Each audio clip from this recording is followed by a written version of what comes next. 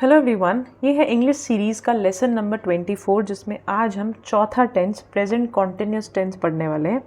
Present continuous tense को कैसे पहचानोगे? ये वो सेंटेंस होते हैं जिसके एंड में रहा है, रही है, रहे हैं आता है और इनका काम क्या होता है? किसी भी काम को, अगर कोई काम लगातार चल रहा है उसको दिखाने में।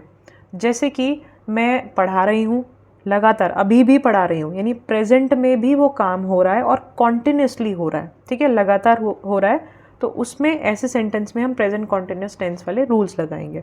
ठीक है, क्या है रूल? देखो, अगर पॉजिटिव सेंटेंस है तो आप कैसे बनाओगे? सब्जेक्ट सबसे पहले, फिर यहाँ पे हेल्पिंग वर्ब आती है तीन, इज़, एम या आर। ये अलग अलग सब्जेक्ट के हिसाब से यूज़ होती हैं। जैसे इज़ कब यूज़ होगा? इज़ जब यूज़ होगा जब एक चीज़ हो कोई भी। ठीक है, ही, शी, इट, इस तरह की कोई भी सिंगुलर चीज़ हो।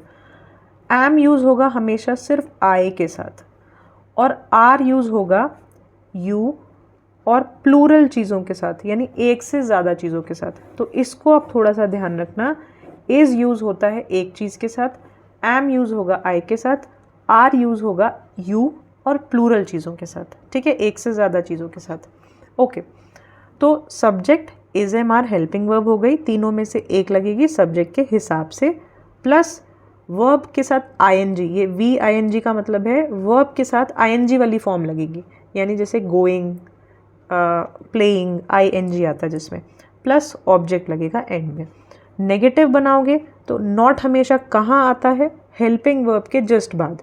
तो सब्जेक्ट ये रही helping verb is am are, उसके बाद नॉट लगा दो, बाकी सब same.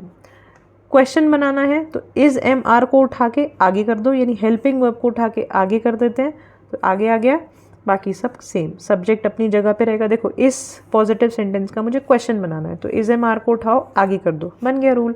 Is am are plus subject plus verb ING plus object और एंड में क्वेश्चन मार्क। इसी तरह नेगेटिव क्वेश्चन मार्क बनाना है, नेगेटिव इंटरोगेटिव सेंटेंस बनाना है, यानी नेगेटिव क्वेश्चन सेंटेंस बनाना है। तो फिर से ये नेगेटिव वाले सेंटेंस में से ये हेल्पिंग वर्ब उठाओ आगे लिख दो, तो इज एम आर आगे आएगा और बाकी सब एज इट इज़ अपनी जगह में रहेंगे। सब्जेक्ट, नॉट, वी आईएनजी यानी वर्ब की ING form plus object plus question mark.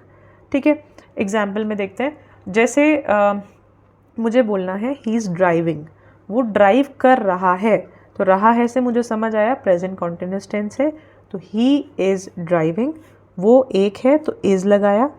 Driving drive verb की फॉर्म है तो उसके साथ लगाया आईएनजी क्योंकि ये कॉन्टिन्यूस टेंस है, तो ही इज़ ड्राइविंग।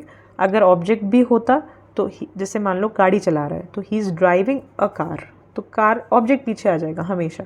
ठीक है, वो गाड़ी नहीं चला रहा है, he is not driving the car, तो नॉट आ गया हेल्पिंग वर्ब के बाद। बहुत ईजी टेंस है ये। इसके अलावा क्या वो गाड़ी चला रहा है, तो इज़ ही ड्राइविंग, इज़ जो हेल्पिंग वर्ब है वो आगे आ गई। इसी तरह क्या वो गाड़ी नहीं चला रहा है, is he not driving the car, तो इज़ सबसे पहले। क्वेश्चन बनाओगे तो हेल्पिंग वर्ब सबसे पहले, बाकी सब एज इट इज़। अब मान लेते हैं यहाँ पे बहुत सारे लोग हैं, प्लूरल कोई चीज़ है या दो लोग हैं, एक की बजाय हम ले लेते हैं रोहित एंड अमित। ठीक है, यही सेंटेंस दो लोगों के साथ, रोहित एंड अमित गाड़ी चला रहे हैं, तो यहाँ पे दो लोग हो गए तो आएगा आर ड्राइविंग। ठीक है, गाड़ी चला रहे हैं। रोहित एंड अमित यहाँ पे आ जाएगा आर नॉट ड्राइविंग, बस आर आ गया, ये चेंज है, वो दोनों गाड़ी नहीं चला रहे हैं। इज़ ही ड्राइविंग, तो इज़ ही की जगह हो जाएगा are Rohit and Amit driving. ठीक है, क्वेश्चन मार्क। क्या रोहित और अमित गाड़ी चला रहे हैं? राइट।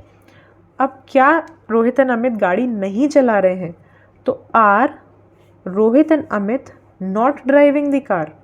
राइट, तो ही बस चेंज हो रहा है और ही के हिसाब से यानी सब्जेक्ट के हिसाब से आपकी हेल्पिंग वर्ब चेंज हो रही है। आई होप आपको ये टेंस समझ आया होगा। Thank you for watching.